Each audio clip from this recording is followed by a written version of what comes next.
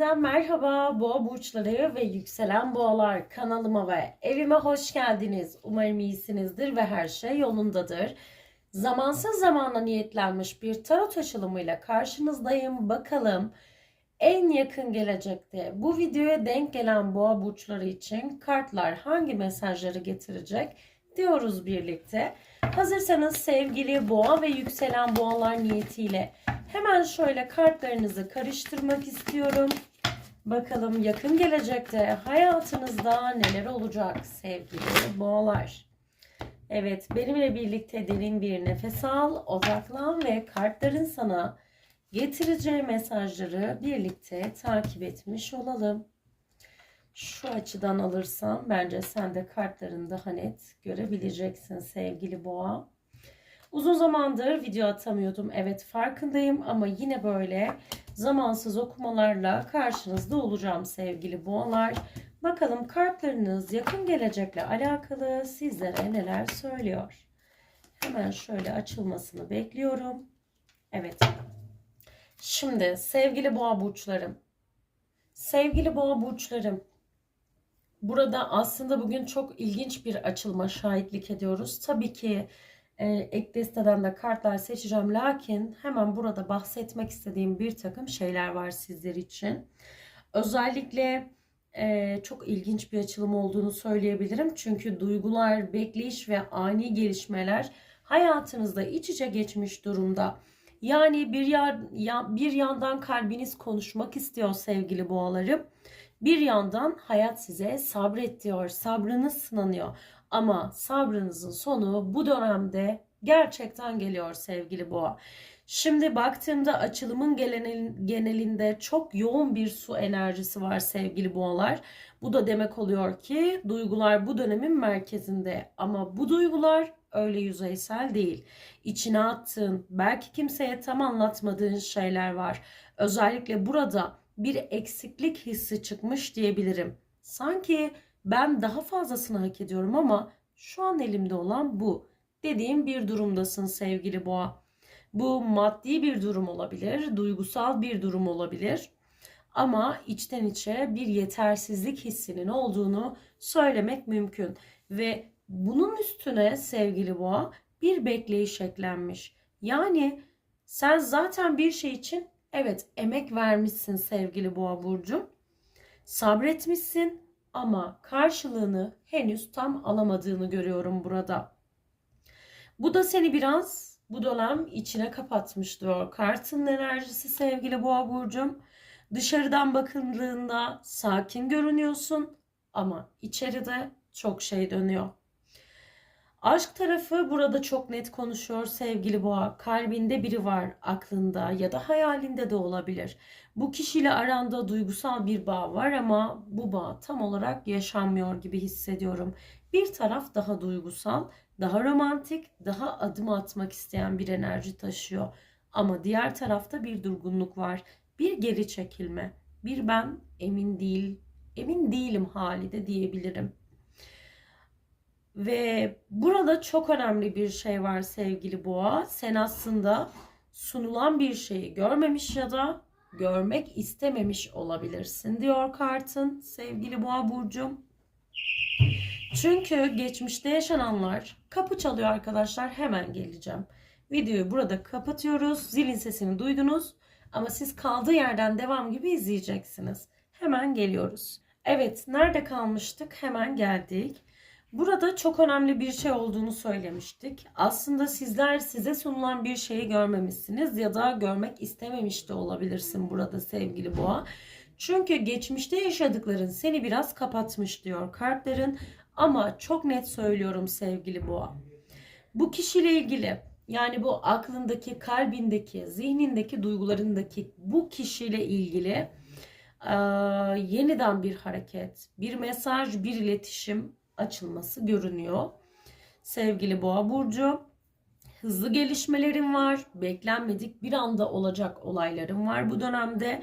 Ama bu gelişmenin ardında bir yüzleşme de geliyor. Aynı zamanda hayatına evet, hızlı gelişmeler, beklenmedik olaylar ve iletişimlerin olduğu bir dönemin içerisine giriyorsun. Yani bu dönemde yüzleşmeler sonucunda aşk hayatında ya bir şeyler netleşecek ya da bir kapanış olacak sevgili boğa. Ortası yok diyebileceğim bir süreç. Para enerjine baktığım zamansa para tarafında şu an biraz sıkışmış hissetme enerjim var sevgili boğa. Yetmiyor hissi olabilir. Ya da verdiğin emeğin karşılığını alamama durumundan burada kartlar bahsediyor. Evet, pes etme noktasına geldiğini de burada keza görüyoruz. Ama burada önemli olan şey şu. Sen aslında doğru yoldasın.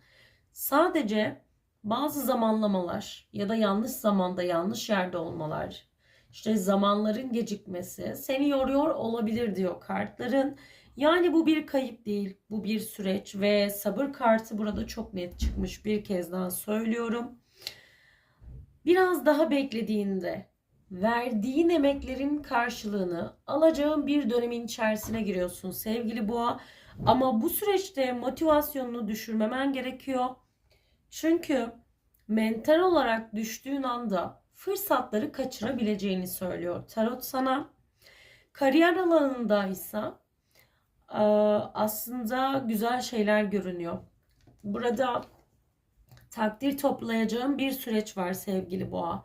Bir başarı da olabilir. Ben yaptım hissi de var burada. Evet, bir şeyleri başaracaksın.